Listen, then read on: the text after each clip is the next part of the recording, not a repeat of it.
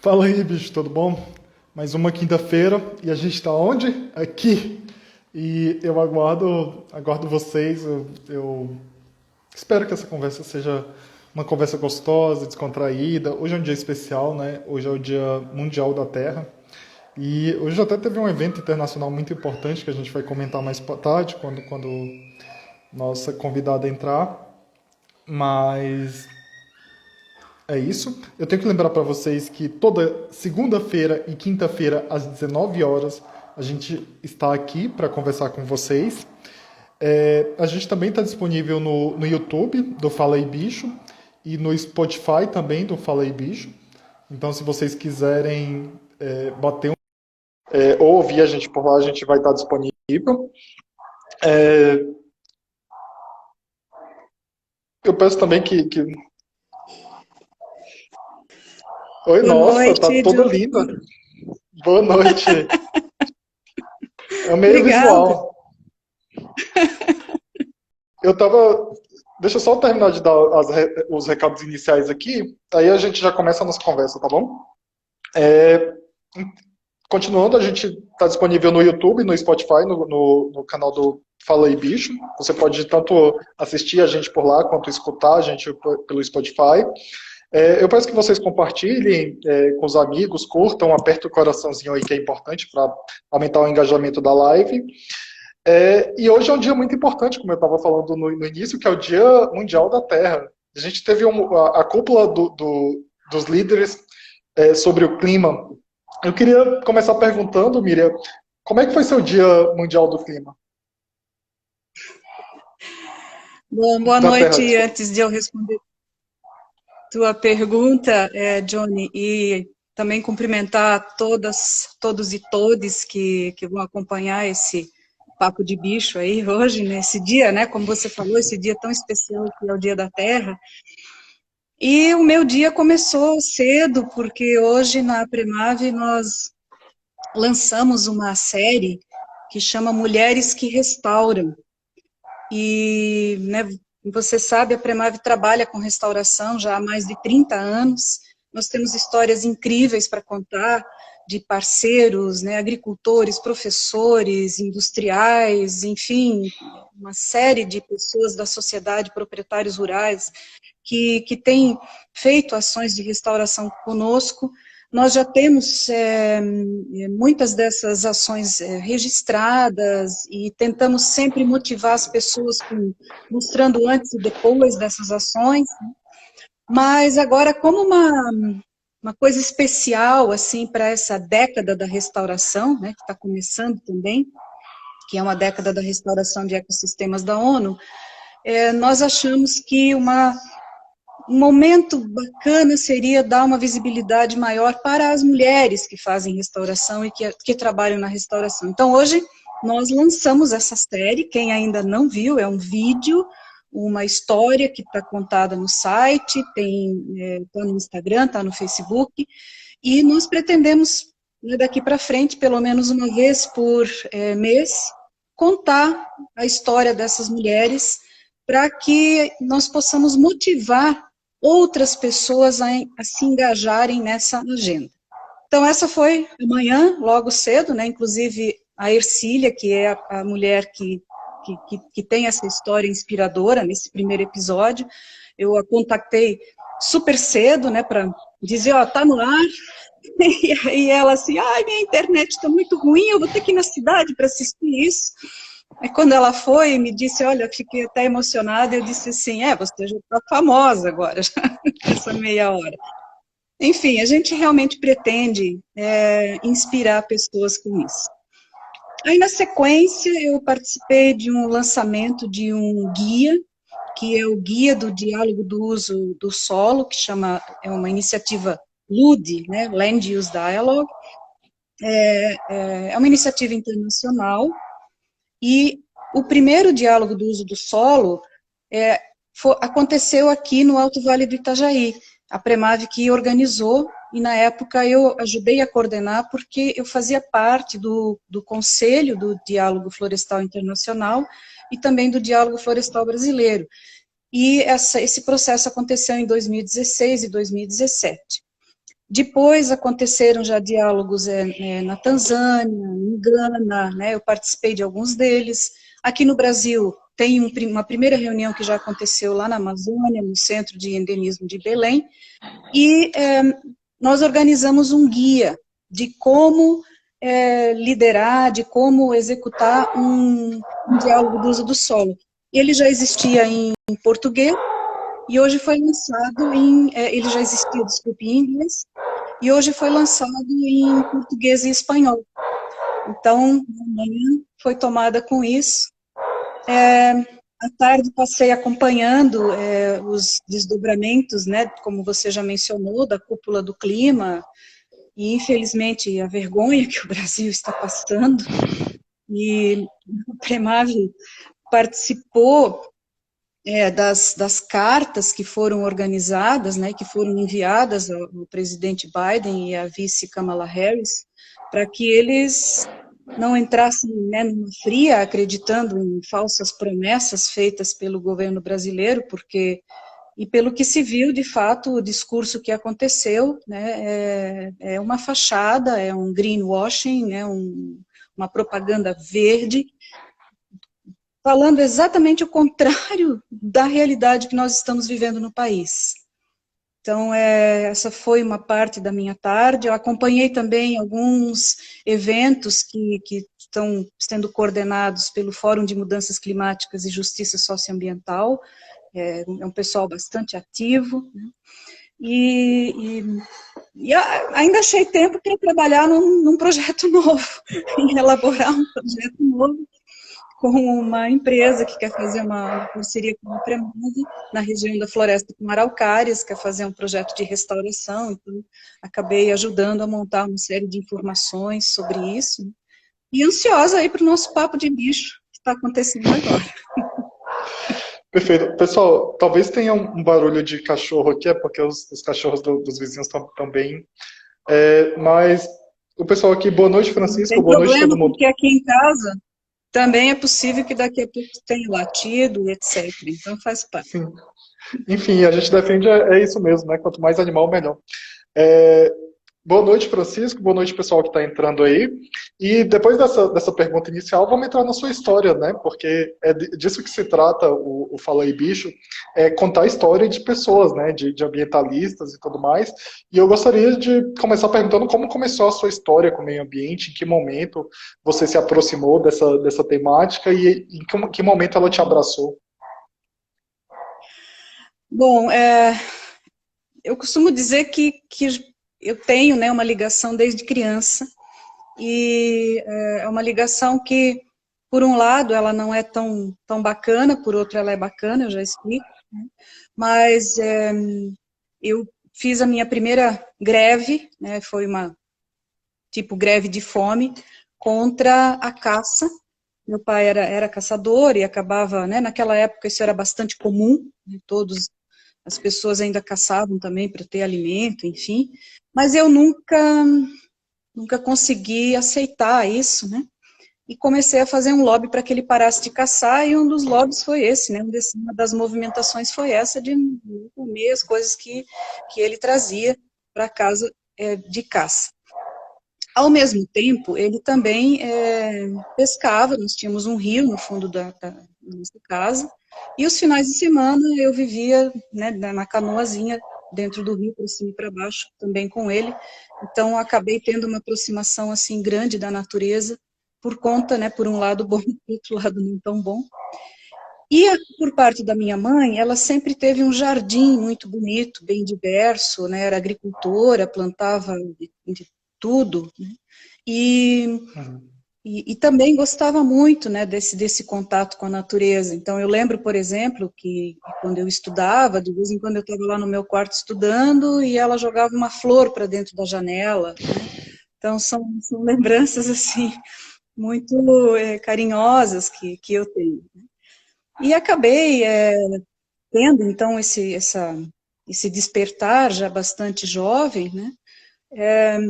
E na época do ensino fundamental e médio, eu me lembro do pessoal sempre me chamando, lá vem a defensora dos fracos e oprimidos, né? Porque sempre quando tinha alguma coisa que achava que não estava legal, eu ficava meio revoltado. E acabei encontrando, né, o Vigold. A gente começou, se conheceu e logo começou a namorar em 1981, acabamos nos casando em 84, e ele tem uma história também muito interessante de criança, né, plantou a primeira araucária com 5 anos de idade, enfim, acho que o destino acabou unindo, né, duas almas guerreiras, e com essa questão de ter uma causa pelo bem comum. E nós morávamos numa cidade do interior, aqui de Santa Catarina, perto de uma terra indígena, né, na época era a terra indígena de Ibirama, hoje mudou de nome, é Lanclanô, ainda tem, acho que, o Ibirama no nome. E naquela época, 1900, né, início dos anos 80, era uma época de muitos desmatamentos na Mata Atlântica, e principalmente dentro dessa reserva indígena. E nós chegamos a contar quase 300 caminhões de madeira passando na frente da nossa casa, né, vindos da reserva, e achamos assim, a indignação tomou conta, né, alguma coisa precisa ser feita, e o que a gente vai fazer? Aí olhamos para cá, olhamos para lá, e decidimos, vamos fundar uma ONG, né, as ONGs vão resolver o problema do mundo. E acabamos num grupo de amigos, fundando a Premav em 1987, e na época a gente já tinha, né, criou um lema que era, nós adotamos um lema que chama boca no trombone, na massa. Então a Premav sempre teve essa característica de denúncia, de ativismo, de mobilização, né? Por conta disso nós fomos taxados muitas vezes de ecochatos, ecochiitas, biodesagradáveis, enfim, e outras coisas que eu nem quero falar aqui. Mas, por outro lado, nós também colocamos na mesa projetos, soluções, né? Começou a trabalhar, então, não pode ser assim, como é que pode ser, então? Então, a gente mostrava, pode ser assim, assado e assado. Né? Então, uma das primeiras ações nesse sentido foi a criação do viveiro de mudas de árvores nativas, Jardim das Florestas. Ele começou com literalmente 18 mudinhas no fundo do quintal, na nossa casa, lá em Ibirama, com embalagens de saquinho de leite, né, latinha de óleo, e as sementes que a gente catou num final de semana, né, num bosque, e fez as primeiras mudinhas. E isso cresceu, né? Hoje o viveiro da Premav é um dos maiores do sul do Brasil, e eu posso até dizer que do país, com uma tecnologia que, 2 anos atrás, nós inovamos, inclusive substituindo saquinho plástico por embalagem de papel, que você pode plantar a muda com a embalagem, né? É um sistema que chama Elepot, e a capacidade de produção hoje é em torno de 1 milhão de mudas por ano. A gente tem cadastradas, né, no Sistema Nacional do Mapa, cerca de 200 espécies diferentes da Mata Atlântica, que são usadas, né, então, nos nossos projetos. Nem sempre tem as 200 espécies, né? Eu vou lá no viveiro, eu quero ver as 200 espécies. Nem sempre tem, porque depende de semente, às vezes você acabou de usar aquela espécie num plantio, né? Mas, normalmente, os nossos plantios têm entre 45 a 70 espécies diferentes quando a gente vai realizar um plantio. E também depende, né, da região onde é feito, então você tem que ter essa escolha. Enfim, esse é um lado, né? A gente trabalhou muito também pela proteção da Mata Atlântica, então, para que tivesse uma lei, né, a lei da Mata Atlântica, eu acompanhei os 14 anos de tramitação da lei no Congresso, desde o primeiro projeto de lei, né, que foi do Fábio Feldman, em 90, 92, 90 foi o primeiro decreto, 93 foi o segundo decreto, acho que 92 deu entrada, e a lei foi aprovada em 2006, então, e nesse período eu acabei também assumindo a coordenação da rede de ONGs da Mata Atlântica, e a gente fez inúmeras mobilizações na frente do Congresso, no Conselho Nacional do Meio Ambiente, né? Também fui conselheira do CONAMA no início dos anos 90, acabei sendo coordenadora da Federação de Entidades Ecologistas Catarinenses, aqui, né, que foi criada em 89. Então, essa é a parte, assim, realmente do ativismo, né, do coletivo, das redes.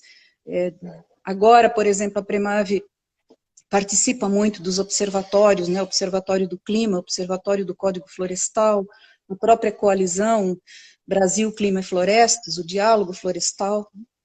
E, por outro lado, a gente faz essa questão do mão na massa, que é desde restauração até planejamento de propriedades e paisagens, agricultura orgânica, turismo ecológico, criação de unidades de conservação, plano de manejo, né? E também tenta sempre olhar, né, para os nossos parceiros, né, como os servidores do ICMBio, né, do IBAMA, do Ministério do Meio Ambiente, e eu até quero me solidarizar com todos vocês, a gente, né, eu sei, acompanho a luta dioturna de todos vocês para manter essas estruturas de pé, porque elas são importantíssimas, né, para a nossa agenda ambiental no país. E o que está acontecendo é muito, muito triste, muito, muito triste. Então, eu sei que eu estou aqui falando assim, né, de uma forma animada, mas essa forma animada é a maneira que a gente encontra de achar energia para enfrentar essas situações, né, porque elas precisam ser enfrentadas, né, nós não podemos desistir, a gente não pode deixar de lutar, a gente precisa encontrar os parceiros, fazer o diálogo, e continuar realmente resistindo, porque se nós não acreditarmos que a gente consegue, em conjunto, mudar alguma situação dessas, e que o futuro pode ser diferente, aí é bem complicado, né? Então, nós não podemos deixar isso acontecer. É verdade. O nosso colega Francisco lembrou aqui que o desmatamento no Brasil começou com o ciclo da cana-de-açúcar, né? Mas fora essas coisas, assim, eu queria saber mais sobre você antes da gente entrar nesses assuntos gerais, e eu vejo que vocês são uma família de ambientalistas, né? Porque vocês conseguiram passar isso para os seus filhos, para seus netos e tudo mais, e é uma família bem engajada, né, nessa questão. Como é isso, assim, de você conseguir passar, assim, vocês devem ter um orgulho danado, né, dessa linhagem, dessa prole, né? Eu acho que foi meio que assim, não tinha muita escolha, né? Talvez, eu vi que a Carolina está aqui, acho que a Gabriela também deve estar acompanhando, vocês não tiveram muita escolha, né? A coisa foi acontecendo, e tanto é que elas falam que a Premave é a irmã mais velha delas. E a Carolina hoje é coordenadora de comunicação da Premave, então né, eu realmente tenho bastante orgulho do trabalho que elas desenvolvem. A Gabriela não estudou na área de meio ambiente, né? Carolina é bióloga. A Gabriela fez enfermagem obstetrícia, acabou de terminar a residência aí em Brasília. Mas tem na agenda, né, toda essa questão de parto humanizado, né, de menos agressão na hora de fazer os partos, enfim. E ela agora também está ajudando com algumas coisas aqui na Premave. Inclusive, trabalhar um pouquinho no viveiro como voluntária, né, estagiária, bem interessante. Mas elas, quando crianças, eram as nossas, entre aspas, cobaias, porque quando a gente fazia um vídeo, né, lá estavam elas, planta árvore aqui, faz uma cena lá, né, então, lembro de um caso onde a Carolina era um vídeo sobre água, né, sobre mata ciliar e a importância de você ter água limpa, e aí a Carolina até hoje diz assim, nossa, meu pai quase me afogou de tantos copos d'água que eu tive que beber, até que a cena tivesse ficado boa. Então, talvez por conta disso, né, e da gente sempre tê-las tão próximas também do nosso trabalho, essa semana ainda mostrei para elas umas fotos, onde elas bem bebezinhas, assim, Carolina, tenho ela no colo, numa reunião da Federação de Entidades Ecologistas Catarinenses, e uma outra é com a Gabi, ela tinha 2 meses, e eu estava numa reunião com empresários discutindo o grau de poluição da empresa, né? Então, assim, não tiveram muita escolha, né? Claro que sempre tem, né, essa questão de você, tudo bem, meu pai e minha mãe não me deram escolha, mas eu não gosto disso, eu vou fazer outra coisa. Né? Então, se elas hoje estão nessa pauta, é porque de fato elas gostam, elas se identificam e elas têm essa pegada. Né? É óbvio que isso não é uma coisa que a gente forçou. Né?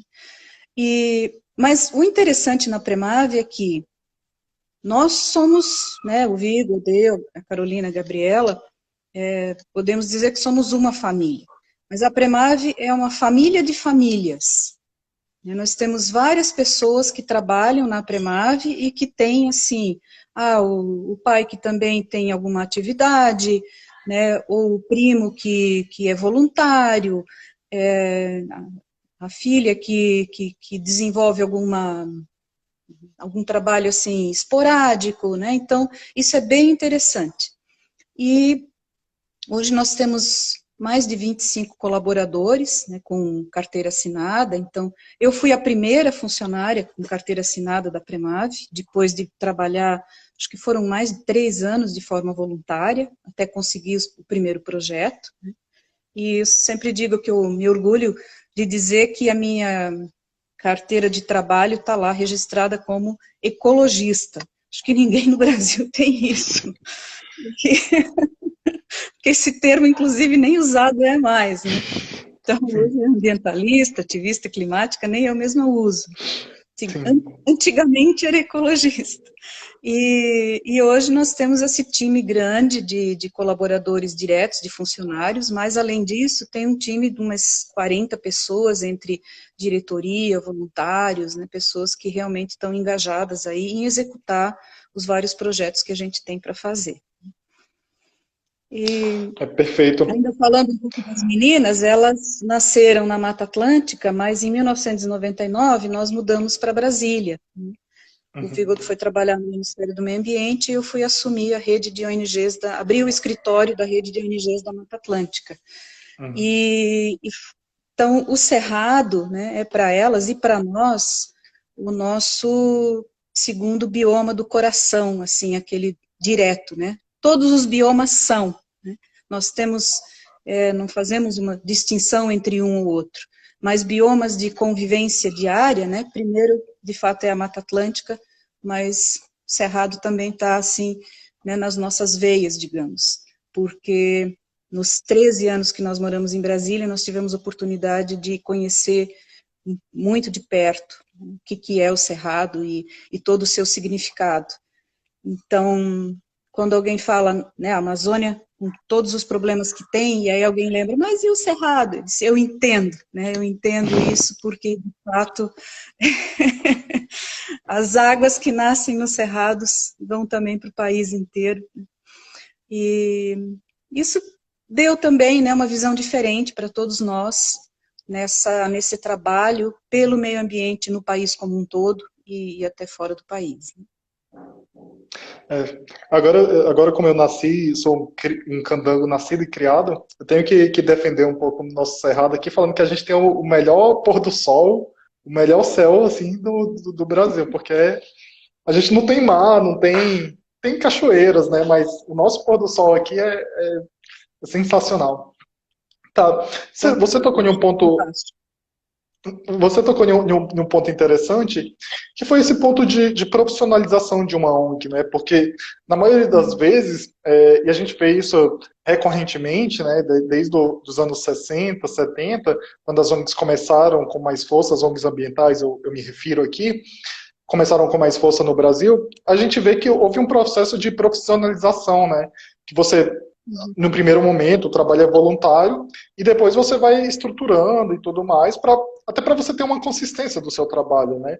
E eu gostaria que você mencionasse mais como foi esse processo de estruturação da Premav. Eu acho que a gente, logo quando começou, né, a Premav, nós discutimos isso. E, como eu já falei antes, né, eu acabei sendo a primeira funcionária, depois de ter trabalhado uns 3 anos de forma voluntária, e naquela época eu tive condições de fazer isso, então eu deixei de dar aulas, né, que eu sou pedagoga e fui professora durante bastante tempo, mas quando a gente criou a Premav, eu acabei saindo do meu trabalho e me dedicando única e exclusivamente à organização. E depois de 3 anos é que consegui o primeiro recurso, né, então, para ter o primeiro profissional trabalhando na ONG. E isso é um grande desafio, porque as pessoas precisam, né, ter recursos para sobreviver, então você não pode simplesmente ter um trabalho voluntário e esse ser o teu trabalho se você não tem nenhuma entrada de recursos. Mas nós fizemos essa opção, nós queremos profissionalizar a Premav, porque a gente na época imaginava que os desafios eram tão grandes que só fazendo um trabalho com voluntários e nas horas de folga não ia ser suficiente. E não que as organizações, né, que são totalmente voluntárias e que fazem isso nas suas horas de folga não sejam importantes, muito pelo contrário. Elas têm um papel extremamente importante e principalmente para completar as coisas, né, digamos, que as ONGs profissionais não conseguem, né, ou profissionalizadas não conseguem fazer. E mesmo uma ONG profissionalizada precisa ter voluntários que trabalhem também fora das horas, né, de contrato oficial, porque muitas das coisas acontecem depois do horário, como, por exemplo, participar dessa live depois das 7, né, não é mais o horário comercial, digamos assim. Ou o final de semana, nós passamos o final de semana editando o vídeo que foi ao ar hoje. Então, você acaba, né, mesmo tendo uma ONG profissionalizada, tendo que fazer trabalho fora de hora, né, e voluntário, né. Eu atualmente, inclusive, sou voluntária no Premav, de novo. Mas isso é importante, porque traz condições de, em algumas matérias, e principalmente na execução de projetos de campo, né, não tem muito como ser base voluntária. Por quê? Hoje, né, vou citar os trabalhos de restauração da Premav. Nós temos que ter técnicos que visitam as propriedades, que conversam com os proprietários, que sentam com eles e discutem, o que você quer fazer aqui de restauração, ou você tem alguma outra atividade de sustentabilidade que você quer desenvolver, isso é um trabalho full time, né? É um trabalho de período integral, então não tem como ser somente voluntário. E eu acho que com essa questão agora da necessidade que nós temos de realmente fazer grandes mudanças na agenda ambiental e todo mundo arregaçando as mangas, é um grande mote para mais empregos nessa linha, né? Pessoas trabalhando em restauração, pessoas trabalhando em turismo sustentável, pessoas trabalhando em instalação de painéis solares, por exemplo, né, numa mudança de uma matriz energética. Aliás, esse foi o discurso hoje do Biden na cúpula do clima. Ele praticamente não falou a palavra meio ambiente, mas ele estava sempre falando em clima e como a necessidade das ações que nós temos que fazer para combater mudanças climáticas podem gerar renda, emprego e renda.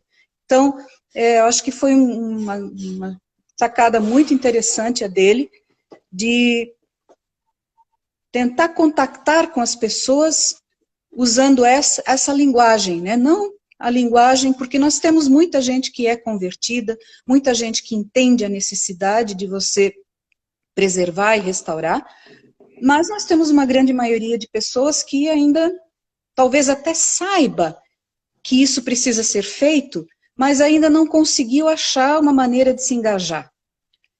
E uma das maneiras de se engajar é talvez essa questão de trabalhar com isso.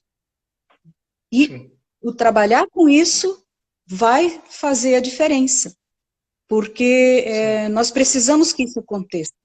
Eu também assisti o vídeo da Greta, né, que também foi lançado hoje, porque o movimento Fridays for Future tem uma crítica grande, né, aos eventos mundiais sobre clima, e o vídeo fala muito isso, inclusive é um vídeo que foi feito num estilo assim de conexão perdida, né? Parece que sempre está falhando o vídeo, então acaba saindo a imagem, entrando a imagem, o áudio tem problema, tem ruído, exatamente para mostrar que tem ruído na comunicação, que falta alguma coisa para fazer de fato as coisas acontecerem no chão, né? E uma delas é assim, chega de promessas vazias, chega de papéis que são assinados e que ninguém cumpre. Então, a gente viu recentemente aqui toda uma discussão sobre as metas do clima no Brasil e acabaram indo para trás. Tanto é que nós temos, não sei se são 5 ou 6 jovens que acabaram entrando com um processo contra o governo dizendo, escuta aqui, vamos voltar para as metas e melhorar as metas, porque essas que vocês voltaram para trás não dá para o nosso futuro. Então, levando isso em conta, e um outro recado que é passado por esse movimento de jovens, é que tem muita gente falando, 2030, 2030, tudo bem, nós temos que ter metas para 2030. Mas se nós não fizermos alguma coisa acontecer no próximo ano, vai ser muito difícil. Então, eu acho que, eu tenho discutido também, dentro do Observatório do Clima, a questão, né, de uma nova economia que precisa ser verde e inclusiva. E aí vou dar uns exemplos, né? Se você precisa estimular a mudança da matriz energética, como é que eu faço isso? Uma das formas é colocando linhas de crédito federais para que as pessoas tenham acesso a isso. É um pouco o que a Alemanha fez. Se hoje a Alemanha tem, né, pode se gabar aí de dizer que tem não sei quantos % de energia que vem do sol, do vento, de usinas de reciclagem de lixo, enfim, isso foi feito por uma política pública e com recurso para isso.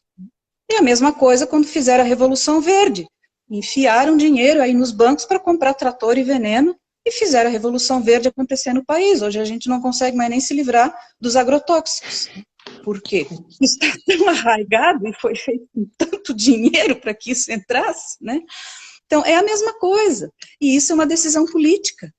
Uma decisão política que pode e deveria ser tomada porque a sociedade está cobrando. E isso beneficiaria todo mundo. Eu tenho falado também numa bolsa restauração, por exemplo, que seria algo parecido com, você tem as linhas de crédito para o PRONAF, né, que é o programa que financia a agricultura familiar. Junto com ele, poderia ir uma parte especificamente para restaurar as propriedades. Né? E esse recurso, indo para a restauração, vai movimentar viveiro, vai movimentar pessoas que vão precisar plantar essas mudas, vai movimentar gente que precisa fazer a manutenção, o monitoramento, enfim. Isso realmente é o que a gente chama de uma economia de fato verde e inclusiva. No inclusivo, eu, né, tenho abordado também questão de gênero, porque, voltando a falar em restauração, muitas dessas ações são feitas pelo casal, por exemplo, mas muitas são de responsabilidade também das mulheres. Então, se você tivesse linhas de crédito específicas para mulheres que queiram instalar quintais agroflorestais para garantir segurança familiar, segurança alimentar, enfim, e o que sobra você pode vender para os vizinhos, ou para a comunidade, ou para ir para a merenda da escola, né? Então, são tantos arranjos criativos que podem ser feitos. Estava conversando esses dias com 2 professores de universidade, que nós estamos discutindo um projeto de bioeconomia, né, para ver o potencial de algumas plantas nativas para óleos essenciais e proteínas.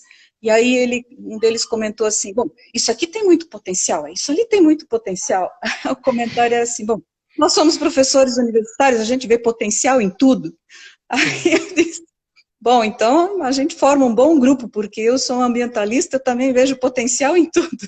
Então eu acho que esse tipo de discussão, né, das coisas que nós podemos fazer, envolvendo todo mundo, para achar soluções e colocar essas soluções no chão é extremamente amplo. E é o que nós precisamos fazer. E é o que traz energia para enfrentar essa outra agenda, né? Essa outra agenda que nos deixa tão para baixo. Principalmente agora, assim, a gente vai falar, né, da situação no Brasil, é algo que, bom, eu vou chorar 3 dias aqui. Eu preciso de alguma coisa que me alimente para poder enfrentar isso. Não que eu não tenha os meus momentos de desespero, tenho muitos, né, muitos momentos de desespero. Gente, o que a gente vai fazer agora, né?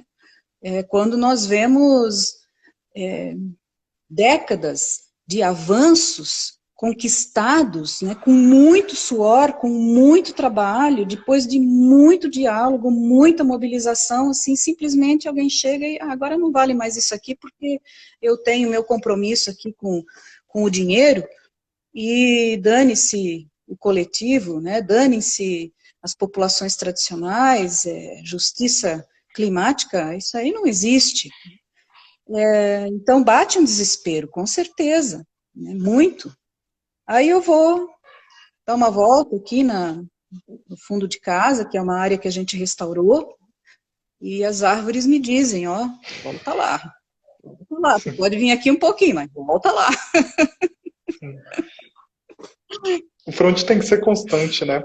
É interessante você mencionar essa questão da economia, que esse é o exato ponto, né? Que a gente não pode achar que o meio ambiente vai viver só de discurso bonito, de você ir fazer protesto, e você não de fato implementar uma política econômica que seja verde, né? Que dê vazão a esse movimento.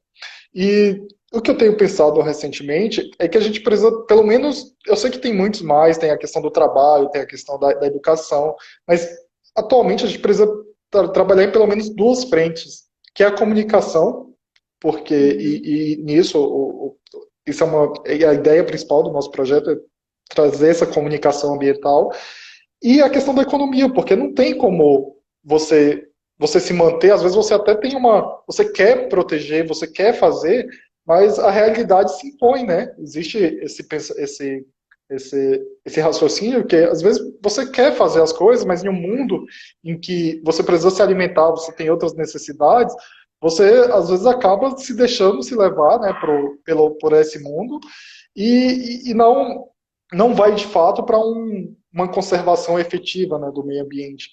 E é muito interessante o que você comentou isso, que eu já ia mencionar uma pergunta relacionada a essa questão econômica também, né? Uma coisa que eu, né, acabei não falando quando mencionei a questão da profissionalização da Premave, mas a importância de você saber o que quer, né? E aí eu vou falar de quem já ajudou a elaborar muito projeto. Então, bons projetos podem ter alguns nãos, muitos nãos, mas em algum momento ele vai ter um sim. Você pode até ter que adaptar, dependendo de quem está ali para fazer o financiamento desse projeto, mas você vai conseguir. Então, isso é uma coisa bem importante, é essa capacitação. Você tem uma ONG, né? Realmente estude, procure conhecer as manhas de elaborar um bom projeto, procure também sentar com o seu grupo e pensar qual é o objetivo da nossa ONG, qual é a missão da nossa organização, né? Onde eu quero chegar, quais são as estratégias que a gente precisa desenvolver, o que a gente nunca vai querer fazer, de forma alguma, né? Com quem nós queremos conversar, quais vão ser nossos parceiros. Então, isso é muito importante, porque eu já vi, né, iniciativas lindas não irem adiante porque não fizeram esse exercício, né, de realmente essa identidade daquilo que quer com o objetivo. Ou outras que acabaram adaptando o seu projeto, o seu dia a dia, por demanda que vem de fora. Então, a Premave já recusou projetos porque, nós queremos produzir mudas de árvores nativas para fazer restauração, e o doador tinha, não, eu tenho recurso aqui porque eu quero que vocês reciclem lixo. Bom, tá bom, mas a gente está precisando de dinheiro, mas eu não vou mudar o meu foco, porque, né, o recurso disponível agora é lixo. E se amanhã for outra coisa? Eu, né, causei uma confusão enorme na minha organização por conta disso, e provavelmente não vou conseguir seguir adiante. Então, isso é muito importante, definir objetivo, visão, missão, né, e bons projetos. Está saindo aí, inclusive, um guia novo, que eu sei que a GIZ está fazendo, e que utilizou uma apostila que a gente trabalhou há quase 20 anos atrás. Eu já dei uma olhadinha, o material está muito bacana, eu acho que vai ajudar bastante comunidades e grupos que queiram elaborar projetos, porque isso é bem, bem, bem importante mesmo, né? Se você quer profissionalizar a sua organização, escreva e discuta para implementar bons projetos. Sempre vai ter é difícil, a Premav já passou por períodos muito complicados de falta de recursos, muito, né? Várias crises, por vários motivos, e a gente sempre conseguia, né, reunir o grupo e ter ideias interessantes e seguir adiante. Então, às vezes, como agora, por exemplo, praticamente inexistem, né, recursos públicos no Brasil para projetos de meio ambiente, não existem nem para os trabalhos, né, do governo na área de meio ambiente, vocês devem estar sentindo isso muito, né, no ICMBio aí. Então, nesse momento, você realmente tem que ter capacidade, né, de fazer uma análise mais ampla para poder ver e traçar outras parcerias, outras estratégias.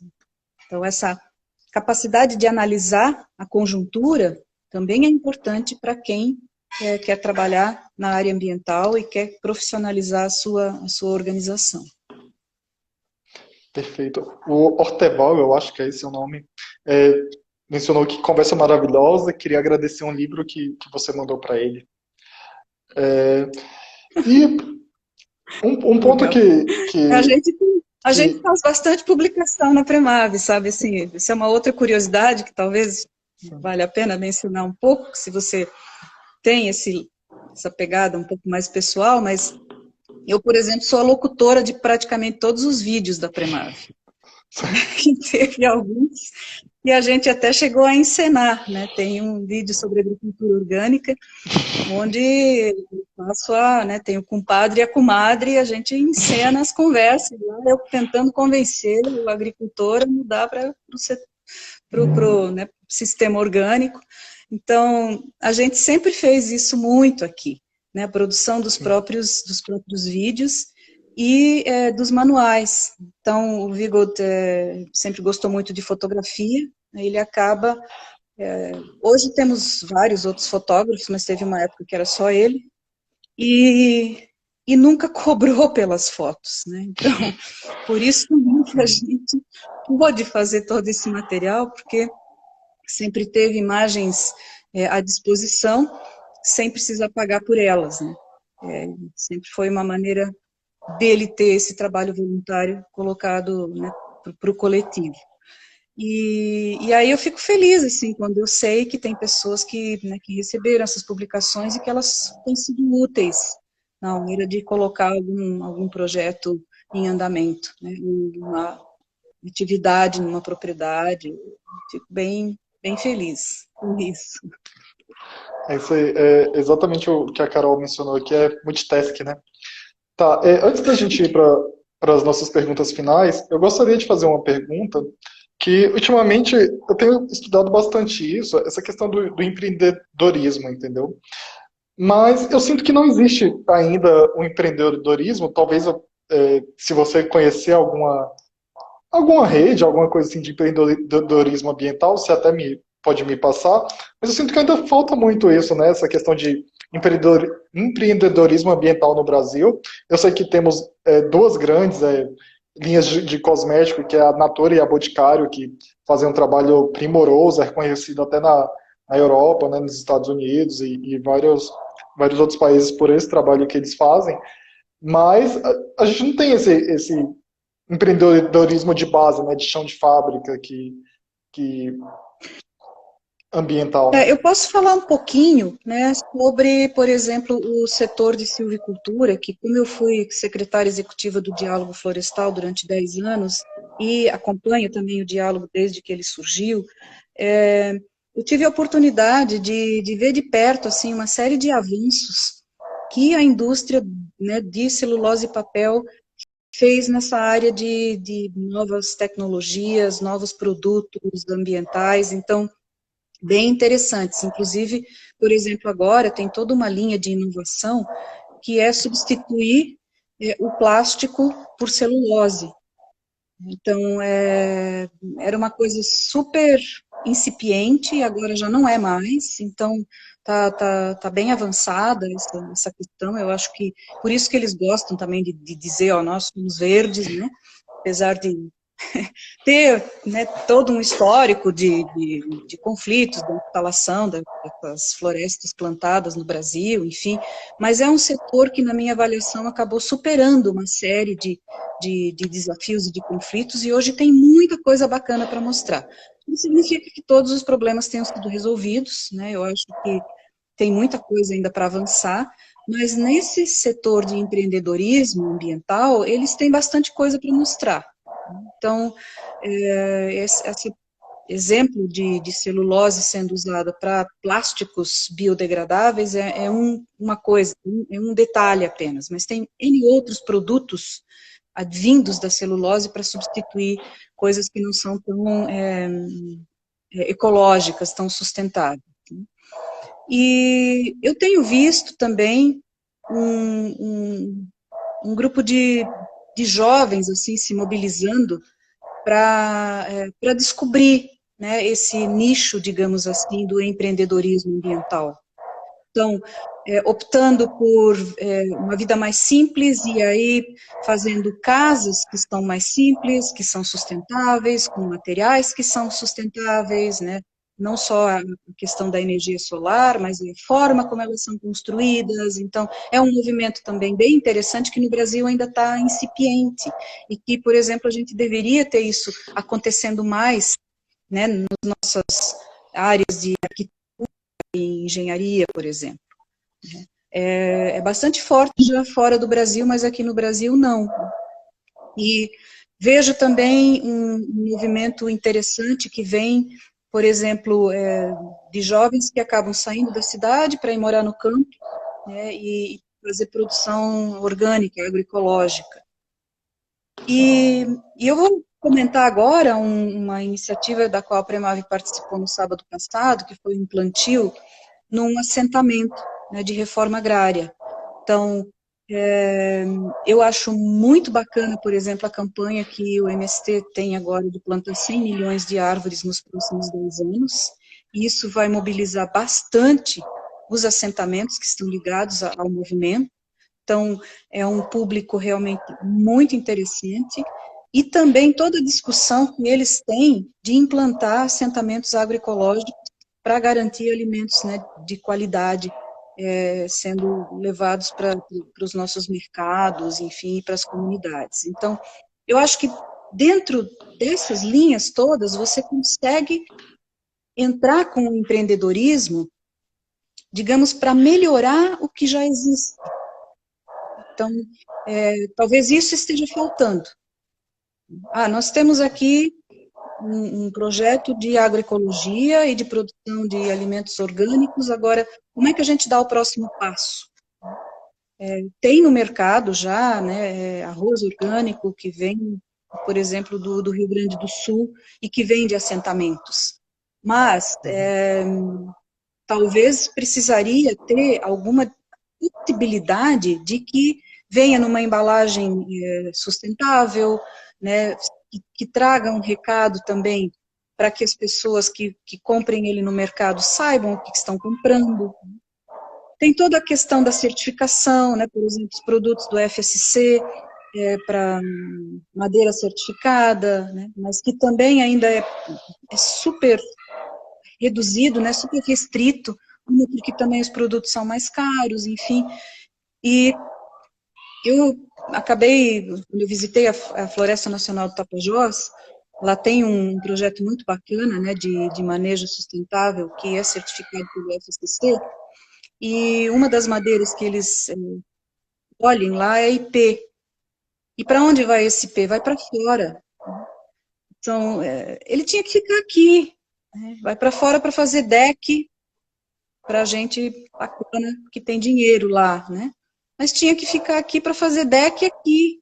Então, esse é o tipo de coisa que também o empreendedorismo deveria estar debatendo.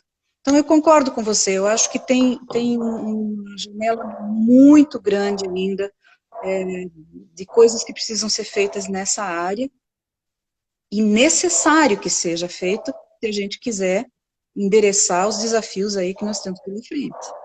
Sem empreendedorismo vai ser difícil. Sim, o Vitor mencionou aqui que vale a visita lá no canal do YouTube da Premave para visitar, para ver os vídeos históricos. Então, pessoal, terminando aqui, se vocês quiserem dar uma passadinha lá. É, agora a gente vai para as nossas 4 Então, o perguntas finais. Vitor é um jovem que trabalha na Premave, ele entrou como menor aprendiz, agora já faz parte da comunicação e ele, inclusive, faz parte também de um Jovens pelo Clima, da Choca, ou seja, é um empreendedor, ele é um desses exemplos aí da juventude engajada. É isso aí. Vai lá, Vitor, você tem futuro, cara. É, continuando essa questão do empreendedorismo, eu vou iniciar nossas 4 perguntas finais. E a gente começa por ela, e mais temida de todas, a nossa pergunta da onça. Miriam, é, eu acho, não sei se é uma coisa de brasileiro, eu não gosto desse argumento que é coisa de brasileiro, porque eu acho que é limitar muito o discurso. Mas é comum aqui no Brasil a gente ter uma crença de que você pode ter o projeto mais lindo do mundo, você pode ter a iniciativa mais linda do mundo, mas a partir do momento que você começa a cobrar por ela, o pessoal fala, ah, perdeu a alma, não vale mais a pena, e tudo mais. Eu queria saber sua opinião sobre isso. A partir do momento que você começa a cobrar por um projeto, por mais bonito que ele seja, por mais lindo que ele seja, ele perde o valor? Claro que não, lógico que não, porque, por exemplo, a Premave é uma organização sem fins lucrativos, a gente produz mudas, muitas dessas mudas são usadas nos nossos projetos, o dinheiro para pagar essas mudas vem através dos projetos, mas nós também vendemos mudas para comunidades, né, se as pessoas quiserem ir lá no viveiro, podem comprar. E eu preciso fazer isso dessa forma, porque senão como é que eu vou produzir novas mudas? Né? As coisas não caem do céu, a não ser a chuva, e olhe lá, de vez em quando nem isso. Então, isso não é... Eu, na verdade, nós nunca tivemos esse tipo, assim, de, digamos, preconceito por conta de ter cobrado por algum produto, cobrado por algum trabalho.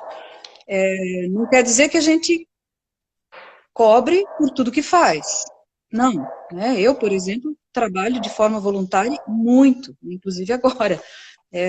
O Vigo trabalha muito de forma voluntária. Todo mundo que trabalha na Primave também é voluntário em algum momento. Então, o que você precisa saber é dosar, né? E não cobrar também horrores.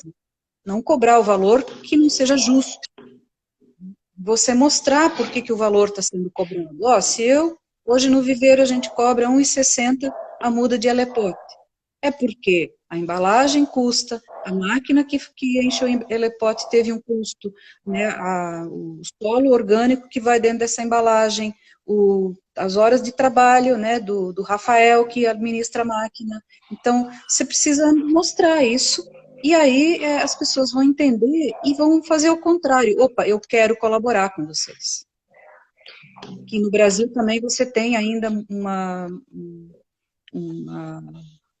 a questão de doar ainda é pequeno, né? As pessoas ainda não têm esse costume, não têm esse comportamento.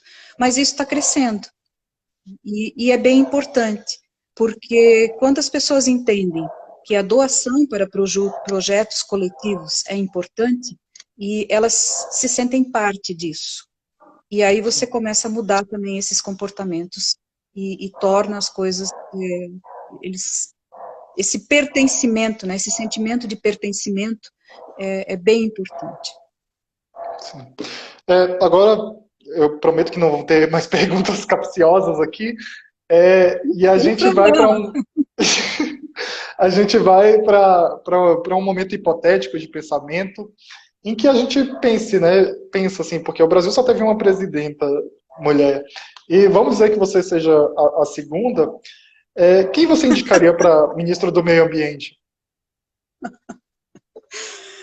Tem que ser uma mulher, né, ministra do Meio Ambiente. Olha, tem uma menina que é uma mulher, né, que está fazendo um trabalho maravilhoso. É a Amanda Costa. Ela é do movimento Perifa Sustentável, é da rede de Jovens pelo Clima, né? É negra, é muito ativa, enfim, acho que está nessa agenda importante do clima. Acho que é convidá-la, viu? Tá. Amanda Costa, né? Vamos lá. Agora é um momento que a gente pede uma música para você. Aí tu disse que não era capciosa. Essa pergunta é mais capciosa que a outra? A de ministro? Lógico! Vai me comprometer. Vai que o presidente depois não convida a Amanda, que vou ficar numa saia justa. O pessoal fala isso? Mas vai que, né? Vai que agora a Amanda já tem um direito pré-adquirido aí. Vamos Pois é. lá. Continuando. Mas eu Agora, acho que isso é um exemplo bacana, né? Só fazendo um parênteses, acho que sim, né, lembrei do nome dela, porque realmente é uma geração de juventude engajada que é muito importante para o futuro do país, independentemente, né, do lugar onde essa pisada vai estar. sim. Né, é a geração que a gente vai ter que passar o nosso bastão, né? Então é muito importante que eles estejam aí já aprendendo a tomar decisões. E por fim não, que a gente tem mais uma, depois dessa tem mais uma, mas finalizando, eu gostaria que você indicasse uma música para aquecer um pouco o nosso coração. Ando devagar, porque já tive pressa, e leve esse sorriso, porque já Porque chorei já sou, demais. chorei, né? Essa é uma música que eu gosto muito e que, né, na nossa atual conjuntura, cabe bem.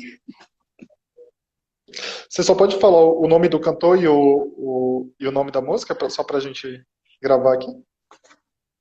Como é que é? O nome do cantor e o nome da música? É do Almir, né? A música, o nome já nem sei. Pessoal, Eu adoro cantar, mas eu não costumo lembrar o nome das músicas, né?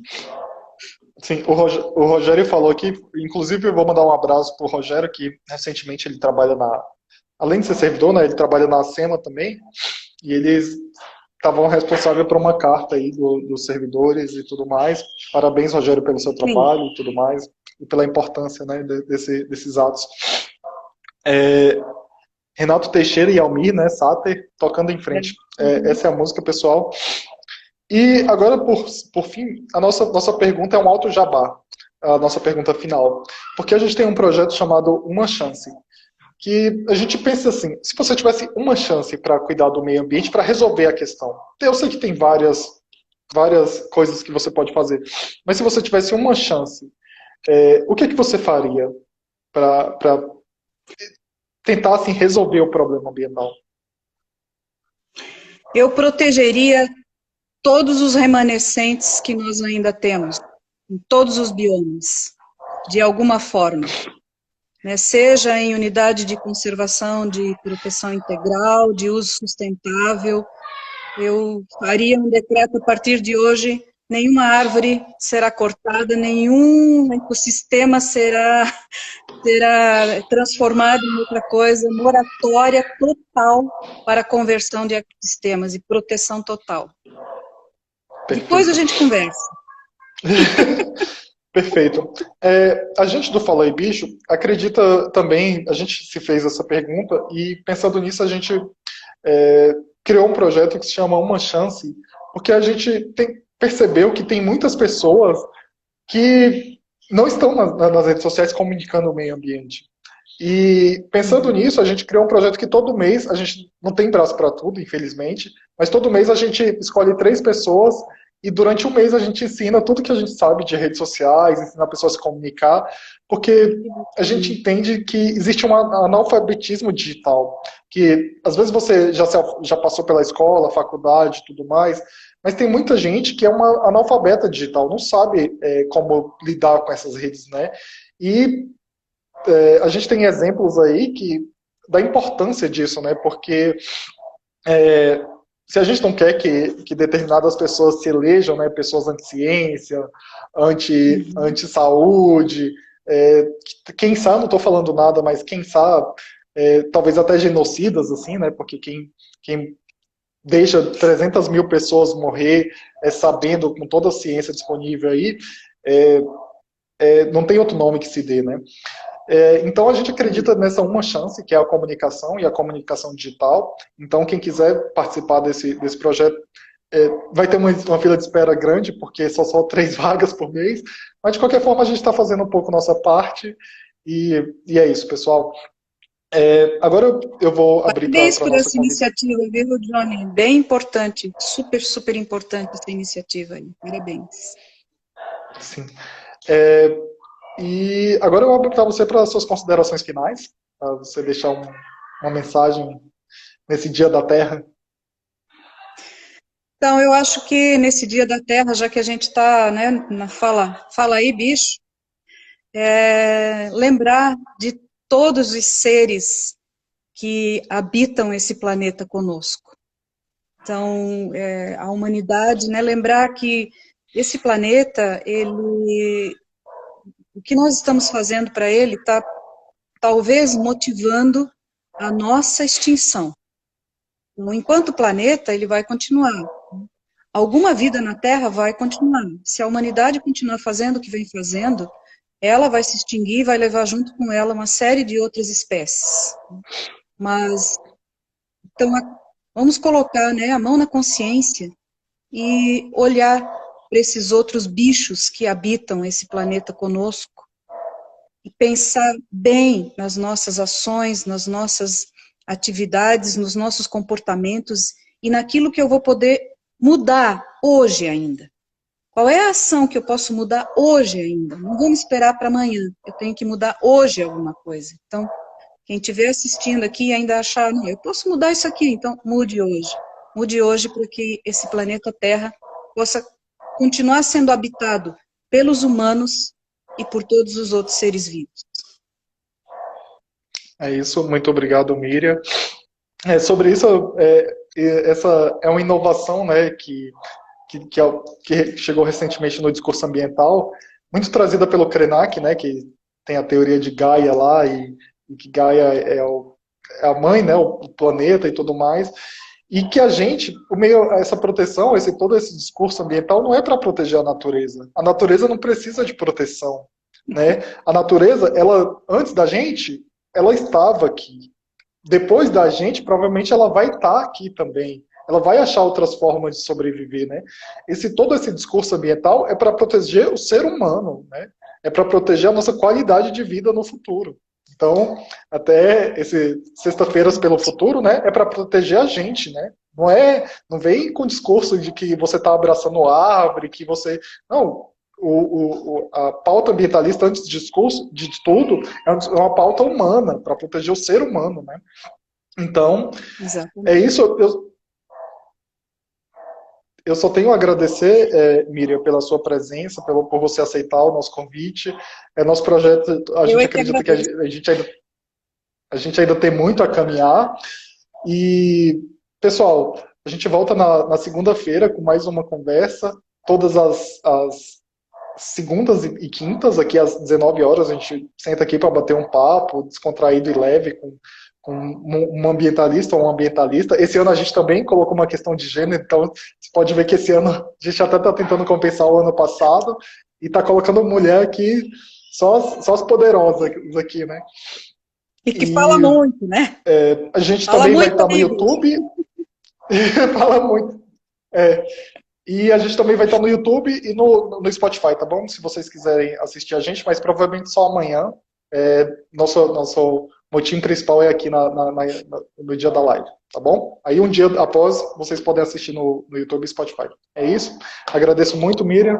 Boa noite, bom descanso para você. Obrigada também. Feliz Dia da Terra.